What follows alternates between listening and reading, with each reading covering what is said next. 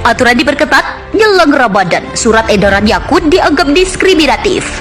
Seorang dokter paling mengerti tentang penyakit mengatakan bahwa COVID itu tidak ada. Mati-matian dia mengatakan tidak ada itu COVID. Sampai akhirnya dia mengoperasi seorang pasien dan pasien itu batuk-batuk. Setelah pasien dioperasi, diperiksa, dinyatakan pasien itu positif. 2-3 hari sesudah itu, dokter itu pun terkena COVID. Berjumpa dengan saya. Setelah itu dia tersenyum mengatakan, ternyata COVID itu ada, Pak Ustadz. Di salah satu kota di Riau, seorang jamaah pergi periksa, dinyatakan oleh dokter bahwa dia kena COVID. Dia tak percaya, dia pergi ke Pekanbaru. Sampai di Pekanbaru dia periksa lagi. Dokter di Pekanbaru mengatakan dia negatif, tidak kena COVID. Selama ini yang dia pahami ikhtilaf itu hanya di masjid saja. Ustadz ini mengatakan bid'ah, ustadz ini mengatakan sunnah. Ternyata masalah COVID pun dokter ikhtilaf juga. Di kabupaten dia mengatakan positif, dokter Pekanbaru mengatakan negatif. Di bawahnya kertas dari Pekanbaru yang mengatakan negatif, dijumpainya dokter itu, ditumbuknya, ditinjunya dokter itu. Ternyata ada juga dokter yang bermain-main supaya bertambah anggaran. Berapa banyak pasien dinyatakan COVID, setelah dibawa ke rumah diperiksa ternyata negatif. Apa kesimpulan dari 3 cerita yang singkat ini? Bahwa COVID itu ada, tapi yang bermain-main dengan COVID karena ada kepentingan juga banyak. Maka kita mesti cerdas menyikapi ini, karena anggaran tentang masalah COVID ini besar. Celaka, laknat Allah terbesar bagi mereka yang berani mempermainkan umat. Sudah jatuh, ditimpa tangga, atap rumah pun tanggal, susah mereka kena sakit, keluarganya meninggal dunia, masih ada orang yang berani bermain-main. Mereka ini yang dikatakan Allah ulaika kal an'am, mereka macam binatang. Sejahat-jahatnya kambing memakan pagar tanaman pucuk ubi, maka hari raya Idul Adha masih bermanfaat, dia masih bisa dipotong. Tapi kalau sudah manusia, ulaika kal an'am, mereka macam binatang, kata Allah. Balhum adhal, bahkan lebih hina daripada binatang.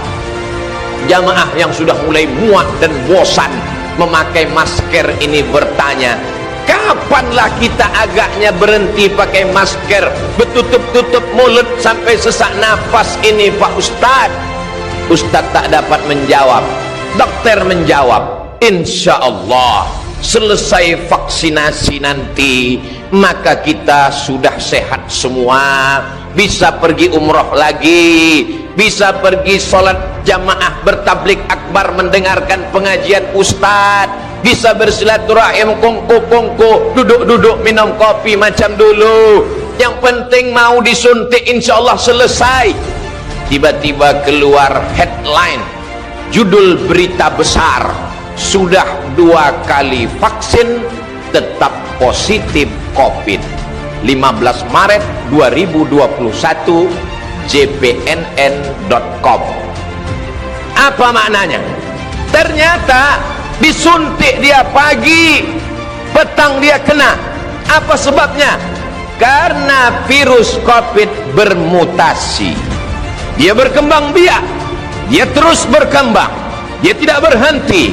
Orang yang sudah vaksin, kata Pak Dokter, hanya menambah kekebalan tubuh, tapi untuk menangkis sama sekali tak ada yang menjamin. Maulaya salli wa sallim daiman abada ala habibika khairil khalqi kullihim. Pemerhati politik M. Rizal Fadila menganggap wajar surat edaran Menteri Agama nomor 4 tahun 2022 menimbulkan polemik di masyarakat. Surat edaran berisi pengetatan kegiatan ibadah tersebut diterbitkan Menteri Agama Yakut Khalil Komas jelang pelaksanaan ibadah puasa. Masalah utamanya adalah sikap inkonsistensi dan ambivalensi. Baru saja perayaan Natal, Tahun Baru, dan Imlek yang boleh diadakan secara meriah tanpa pembatasan yang ketat, justru di saat mendekati bulan Ramadan, pengaturan diperketat, kata Rizal pada Senin 7 Februari. Ia menilai perasaan keagamaan umat Islam diacak-acak oleh Yakut dengan sejumlah aturan dalam surat edaran tersebut. Surat edaran tersebut antara lain membuat aturan ibadah berjarak 1 meter, ceramah jajan 15 menit, khatib atau penceramah bermasker dan face shield, hingga larangan mengedarkan kotak amal. Kemudian surat edaran juga berisi imbauan jamaah usia 60 tahun ke atas untuk beribadah di rumah saja.